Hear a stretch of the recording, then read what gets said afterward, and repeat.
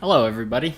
I hope everyone is doing well. I just wanted to go ahead and thank you all for joining. I know we're on spring break here, so it really means a lot to us that you guys are attending, and I hope you guys enjoy.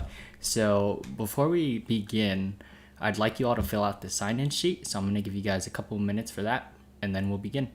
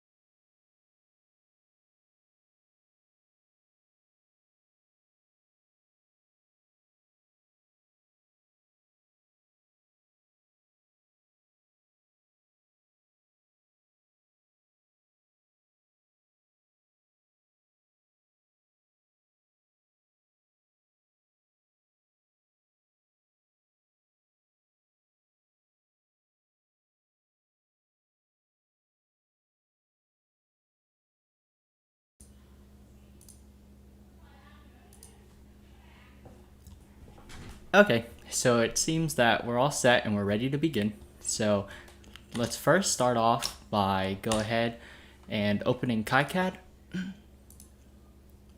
So, for those of you who joined us last time, what we did was we created our schematic, which can be found here. And to recap, it was just a 555 timer that pulses and lights up our LED.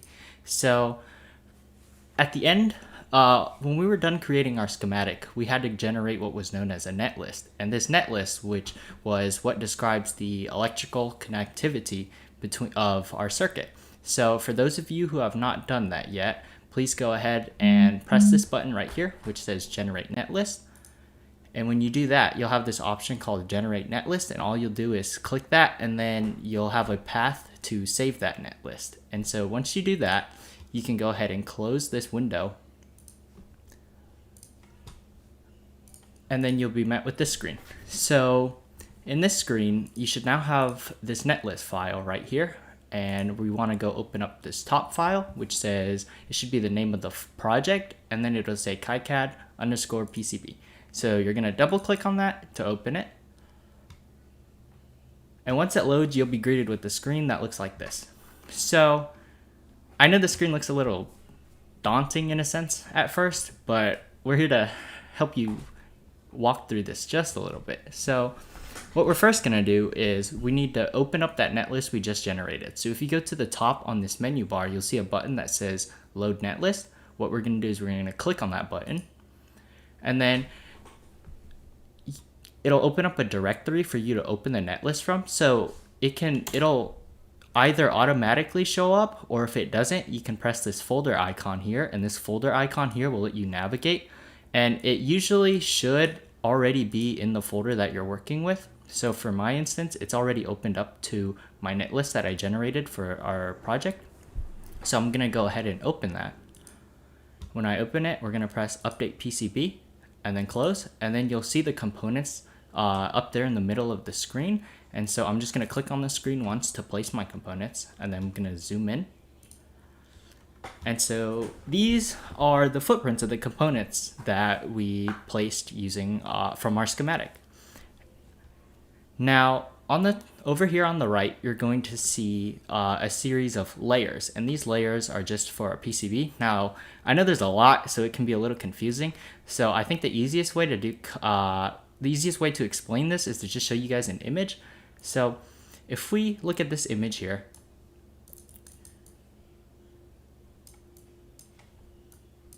one second, it's being weird. Okay, so on this image here,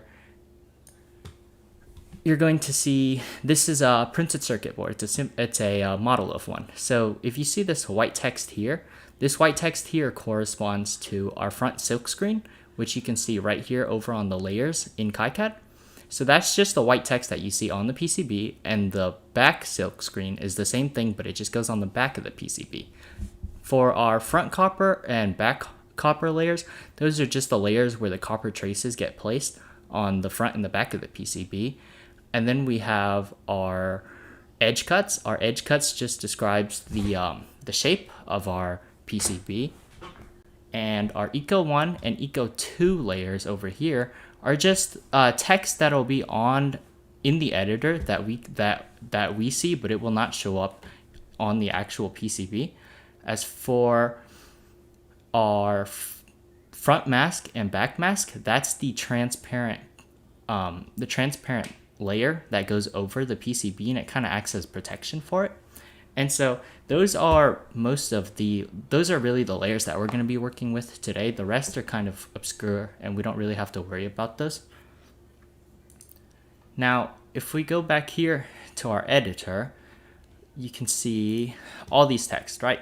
So you'll notice there's white text, and you'll notice that there's this, I believe that's gray or turquoise-ish color. So these white text colors, these are just for our reference, and so these will not end up showing on our design, but they will show up in our editor just for our reference. Now this turquoise text though, this stuff will indeed show up on the final PCB, and you guys will be seeing that later. So I know when you look at it, it looks a little weird, it looks a little hectic because you guys see all these different lines. So to make this a little bit easier to look at, we can go over here to our layers list, and we can uncheck this front fabrication layer. And if we uncheck that, it turns off the layer, and it gets rid of all the clunky wording. So we don't need to look at that, and it just helps us mentally in a sense.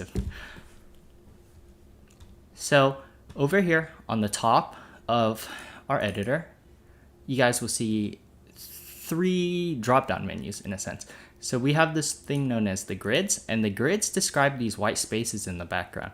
And so these white spaces are pretty important because they're what our components snap to, and they're also what our copper traces snap to. So in a sense, they're really how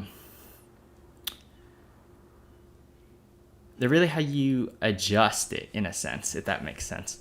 So here we have all these different options. So the bigger it gets, the bigger the spacing between the grids.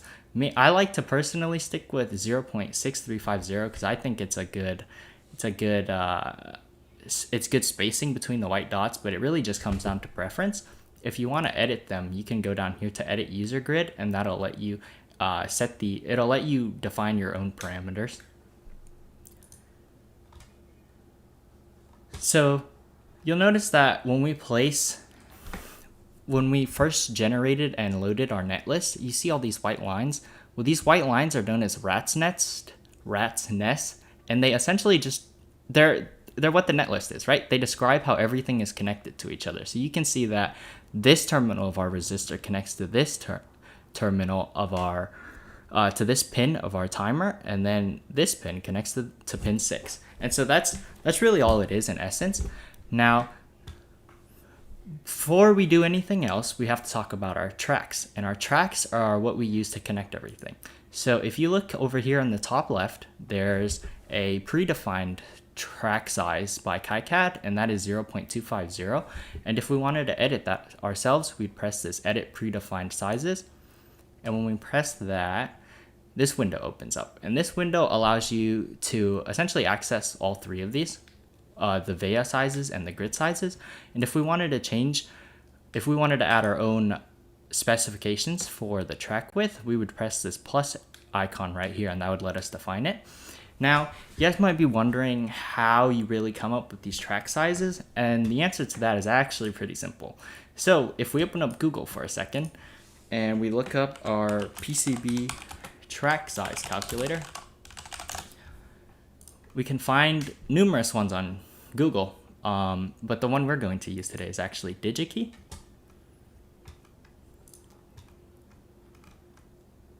So on DigiKey, it'll ask you for certain parameters, and then it'll give you the track sizes that you need, the minimum track size that you need. So for us, since we're not actually going to be printing the circuit board, it doesn't matter too much. But to give you guys an example, if we wanted like 0.5 amps current, thickness here describes to the size of our board, which is just 1 ounce. We're just going to do 1 ounce per foot squared. Our temperature rise is we're going to go with 20 degrees Celsius here. We're going to go with 30 as our ambient temperature, and our trace length does not matter. Here, you can also change the units if you guys look at these on the toolbar.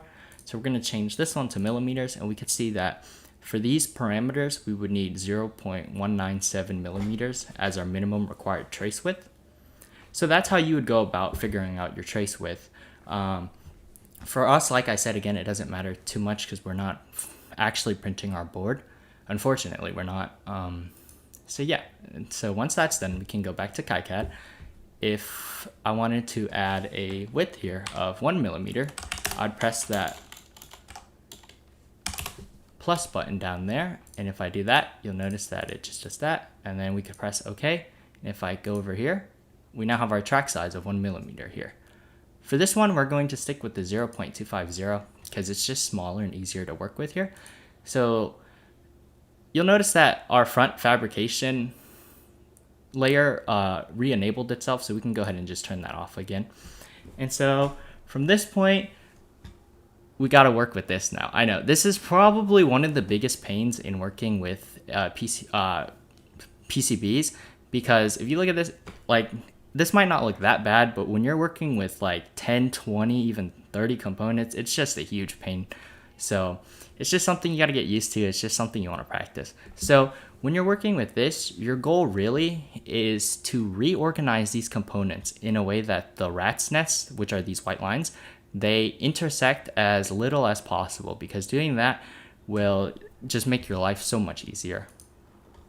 So what we're going to do is we're going to try and figure out a way to reorganize this and make it less messy so that our tracing is a little bit easier. And again, there's really no trick to this. It just comes down to having practice with it, and that's really all there is to it. So to reorganize, if you guys double click on a component and you press M, M will allow you to move your component. Oh, give a sec, it's lagging here. But it'll allow you to move your component, and if you press R, R will let you rotate that component. So that's what we're going to be doing now.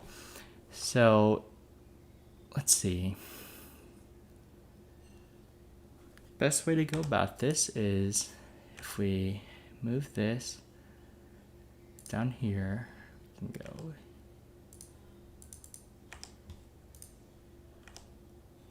here, move this out.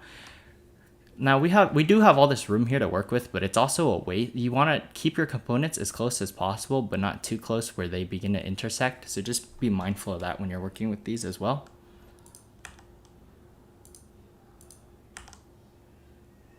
Let's see here.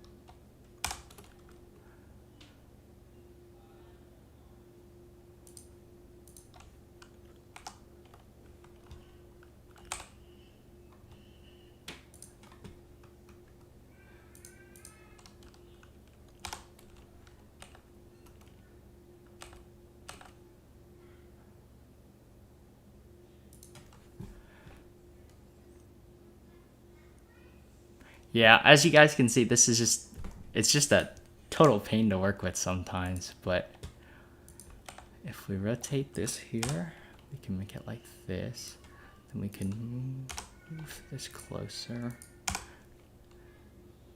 So this is probably going to be the best that we're going to get due to time constraints. Obviously, you could probably make this just a little bit neater, but for the sake of time, we're going to have to move on from here.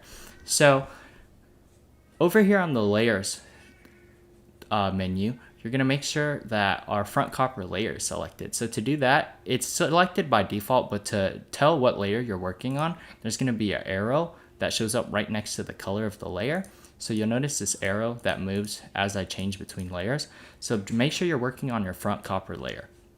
So then we're going to use our toolbar over here, and we're going to find this this tool that says route tracks, and this route tracks is how we're going to connect our components.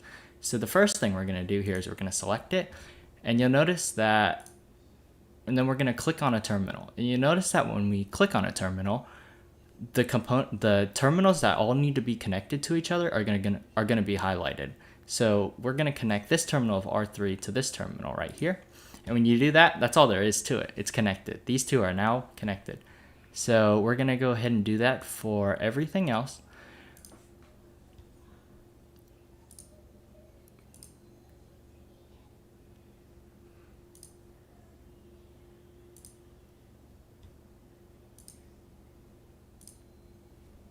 Oh.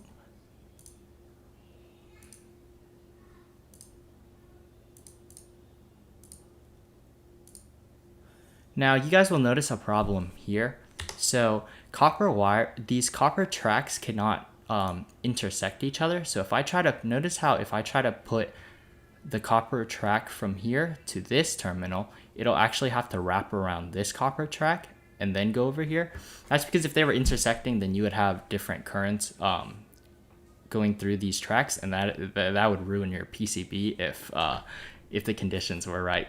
So that's another reason. That's another thing you guys have to be careful of.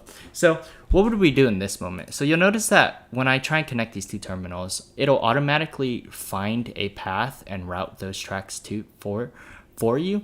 But pretend that this was actually closed off. If it was closed off and we couldn't get a track over here, what would we do? Are we just stuck and we can't do it? Yes and no in a sense. So for us today, I like to use the bottom layer as a grounding layer. So that means that we're actually restricted to only this top layer. So, but if we were not taking that approach, what we could do is we could change our copper layer to the back layer. And from there, what we could do is I could just put a trace from here to here. And you'll notice that this trace intersects this red trace that we placed. And so that's how we know that, I'm sorry, hold on. That's weird.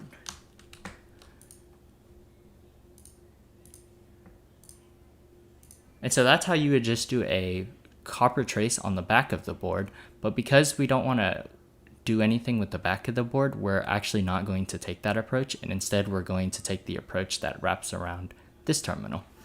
So we're going to delete that trace. Oh, that's weird. We're going to go back here. We're going to go back to our front copper layer. And we're going to just draw that trace just like that.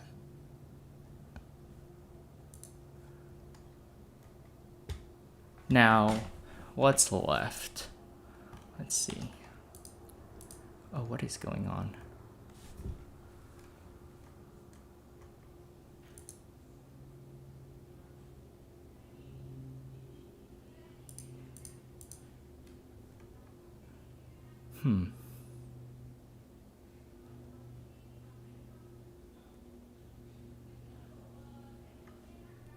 I'm sorry, it should not look like this. It's just being really weird. Okay, so we can just continue to route our stuff. So if we want to keep routing, we can go like this to here. And then, okay, there you go. So if we keep going, this needs to be routed to here. Oh, now here's something I want to introduce to you guys is something known as a VEA. So a VEA essentially is, there's different types of VEAs, but the most common one is known as a through-hole VEA. And what that does is it essentially creates a hole in your PCB. And so it connects the front layer, it connects the top layer to your bottom layer.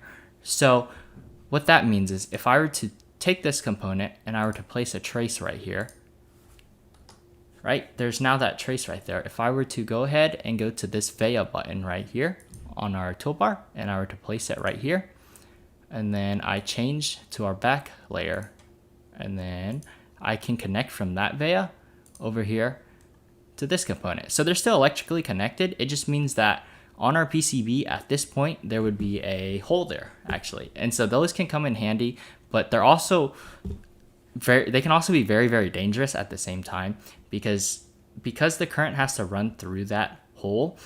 If the current that runs through that hole is not that current through that hole is not correct, then the current on the other side would be incorrect, and thus that can end up ruining your PCB. So that's VEAs. They're very useful, but they're also very dangerous at the same time. So that's something you need to be careful of and be mindful of when you're working with VEAs. So once again, we want to save our back layer, so we're not going to use the VEA here. We're going to delete these traces. If you accidentally delete something that you didn't mean to, you can go ahead and press Ctrl Z, and that'll undo the delete. So once I had those deleted, I can go ahead and go back here, make sure we're on our front copper layer, and then we can go ahead and draw that. And the nice thing about these editors is when there's things that need to be connected, you can just go to the other terminal that you're trying to connect to, and it'll just draw its own path to it. And so that's what we're going to go ahead and do here. And so you'll notice that here, oh, here's a problem. So we have a problem here. So you'll notice that this track that connects from here to here does not actually allow us to connect these two terminals like they need to. So now we need to figure out a way to fix that. So what can we do? So once again, a lot of this stuff is just spending time with it, and under time constraints, it can be kind of difficult because it takes time and patience is what it does. So what can we do here? If we remove that, we can connect that there. This would have to go out. Okay, let's try that. So if we delete this,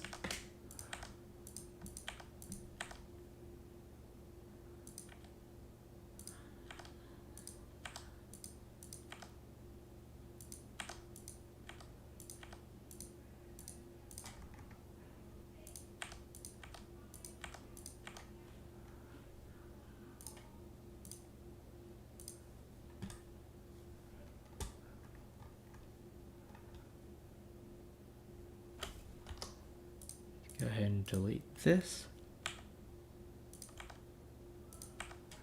And then if we try and connect this to this, it'll reroute our track there. Okay. And it looks like we have another problem. The problems don't stop. Let's see here. If we go from here to here, it'll be a really... Okay. So normally, even though components all end up being wired together, you still want to have individual traces for each one. Like here, I would not be a fan of these traces connecting like that, but in this instance, it's okay and it'll be fine. So just try, and if you have more time to work with, just try not to have your traces intersect with each other like here. And another thing you want to be careful of is 90-degree bends on your tracks. So if I had something like, let me see if I made one. It doesn't look like I did, but oh, actually a bend like this would be really bad too. But if I had a bend that went something like this and then like that, that right there is going to kill you in the manufacturing process, or whoever you're using for your manufacturing process, because it's really hard for the laser to move like that, and doing that can end up actually messing with the trace and the current that travels through it. So avoid those at all costs. Usually if you run a DRC, a design rules check, or anything of that nature, it might be able to catch those, but just make sure you're mindful of that. So we don't want that to happen. So you'll notice here, all we have left is to ground those, but we're going to use our backplane for those actually. So what I want to do now is I want to add mounting holes. So to do that, I'm going to open up our symbols, our footprints library right here, and then I'm just going to double click anywhere in the editor and it'll open up this window. If it's your first time opening it, it might take a while. It took me a really long time to open it, so that was unfortunate.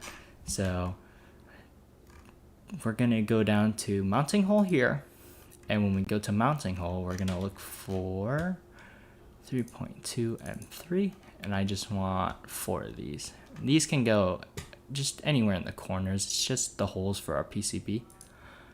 So where's one?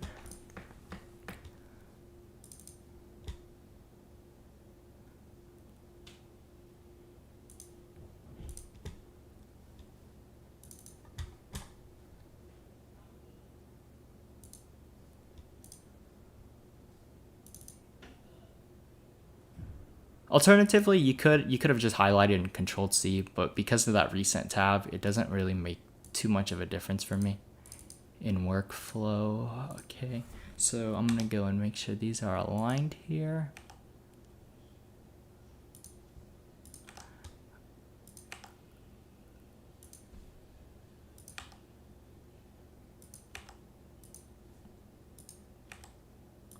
Okay, and so now that we have this done, we can go ahead and make the border of our PCB.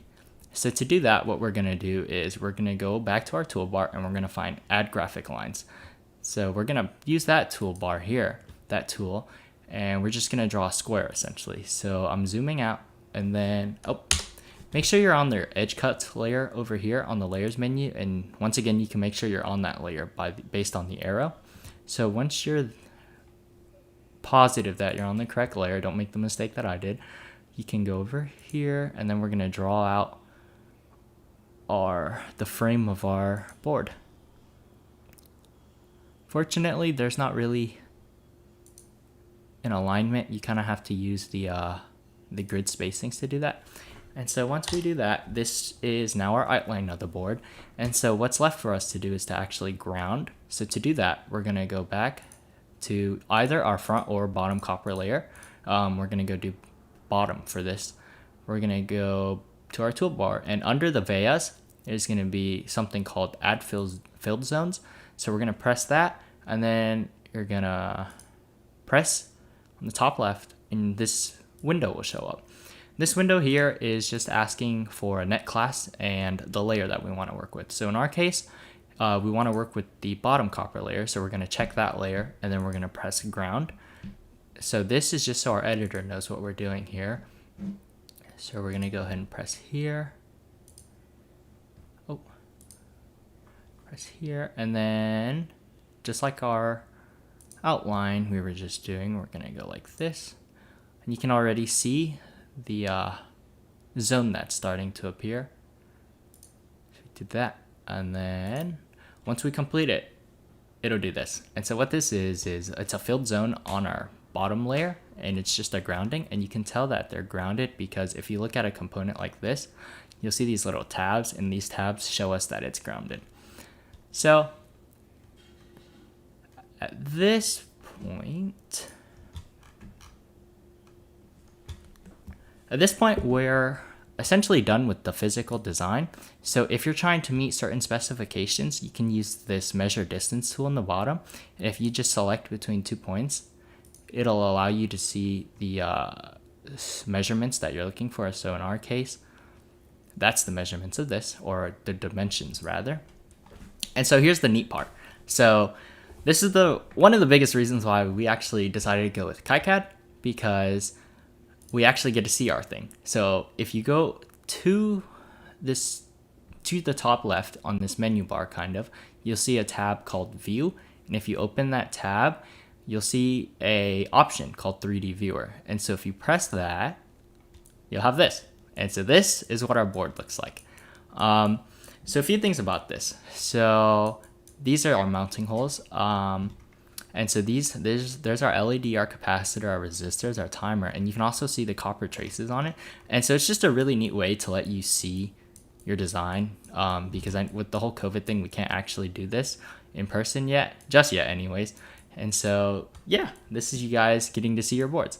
And so some things you'll notice here is it looks kind of bare bones and kind of ugly at the moment. On top of that, our edges are kind of sharp, so we can go ahead and change that. So if we wanted to do that, we can go ahead and go back to our edge cuts layer. If we use our mouse tool here and we delete, sometimes if you're far away and you try and select the line, it won't actually select for you. So you kind of have to zoom in all the way and then delete it. That's what we're doing here. See, you'll notice right there, it didn't let me do it either. If I go here, we can delete it. And so here is how we smooth it out. So on the toolbar, there's something called Add Graphic Arc. If you press that and you go down to one of your corners, what you're going to want to do is go to the radius that you want. We're going to go with 1.27, and then you can just drag it like that, and we're going to make a 90-degree angle. And so we're going to do that on all four corners of our board. Oh, didn't like.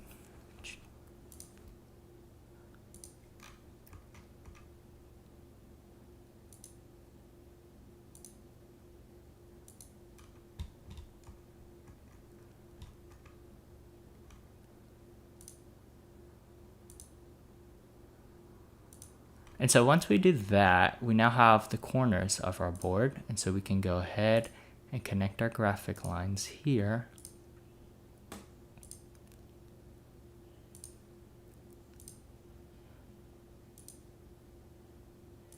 And then if we open up our viewer again, boom, we can see that it's now rounded, right?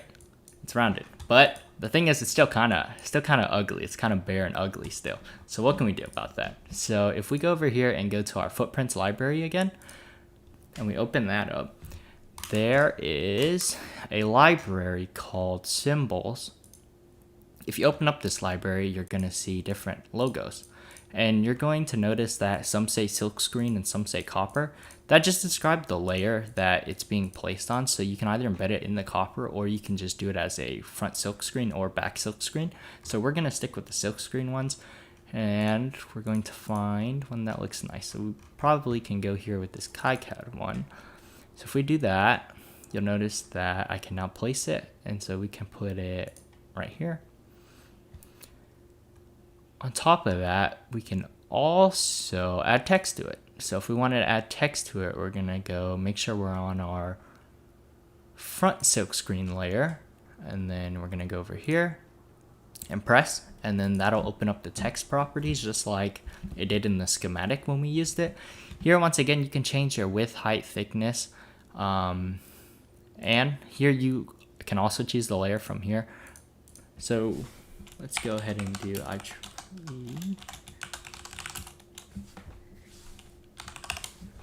If we do that, boom, we now have this. So let's actually make that a little bit bigger.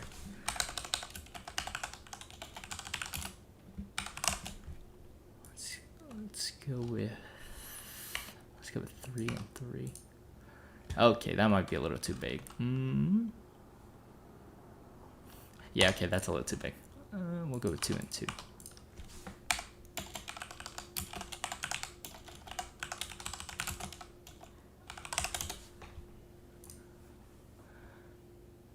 And so if we place that, you'll notice that now it's also in this turquoise color, so it shows that it's on our front silk screen. And so if we go ahead and run our viewer once again, you'll notice that it looks like this. So now it looks like this. Obviously, you can put in more important info, like some companies, they'll put versions on them, so you could just write like VER 1.0, 2.0, 3.0, etc. And so yeah, that's how you can spice up your PCB design a little bit.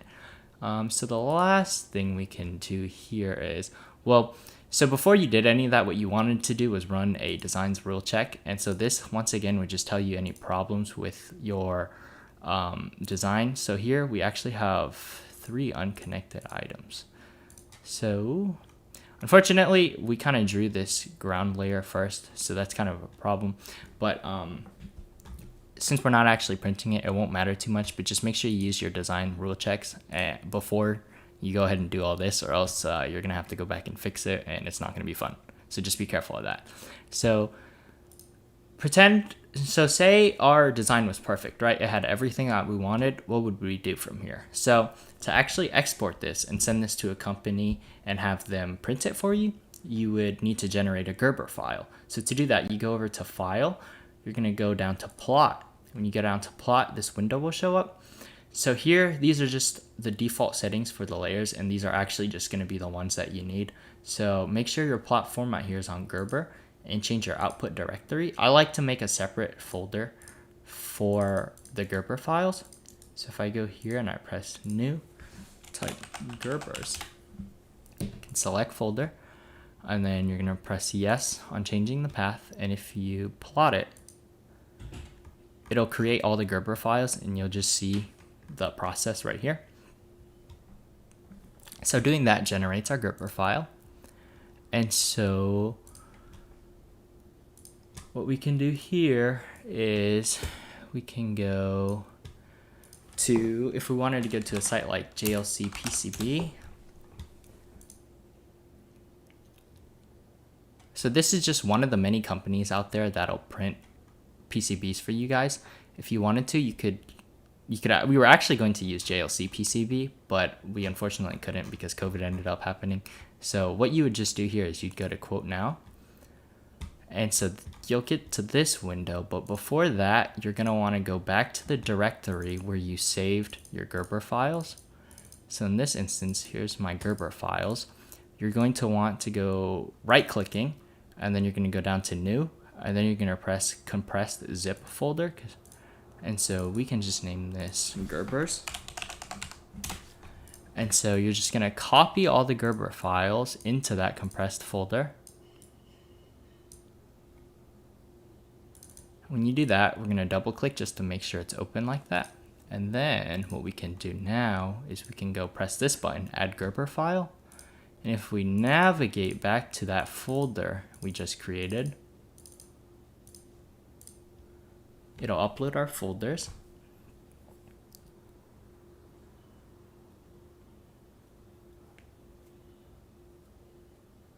And boom, it's our PCB. You can see all the stuff that went on the front silk screen. You can also see the traces as well as the components. And so here you can just get an overview of what you would be ordering. So you could change the layers on your PCB. You can change all the dimensions, the quantity. You can also change the color of the PCB itself. So if you wanted red, we could go red, yellow, blue, white, black. And so that's it. And so the last thing is just to save your design. And so make sure you just save that with save. And that's really all I have for you guys. So the last thing is just to talk about Comet Hack one more time. So Comet Hack will be on April 23rd to 25th. And it's a great way for you guys to improve your resume. It's also just a great way to gain experience and to meet people. Because as engineers, one of the most important things you can do is actually networking. I'm sure that can be said for a lot of majors as well. But networking is just super important, and being able to work with different softwares and hardwares. And so in the middle of our pandemic, working with hardware is pretty difficult. And so the fact that Comet Hack is able to offer reimbursements on those hardwares is pretty great. So I recommend you guys go check that out if possible. And that is all I have for you guys today. I just wanted to say thank you once again for tuning in. It really means a lot to us that you guys took time out of your spring break to come and join us today. So I hope you guys learned something. We'll be in the chat to answer some questions. And if not, I hope you all have a great day and to enjoy your spring break and stay safe. Thank you guys.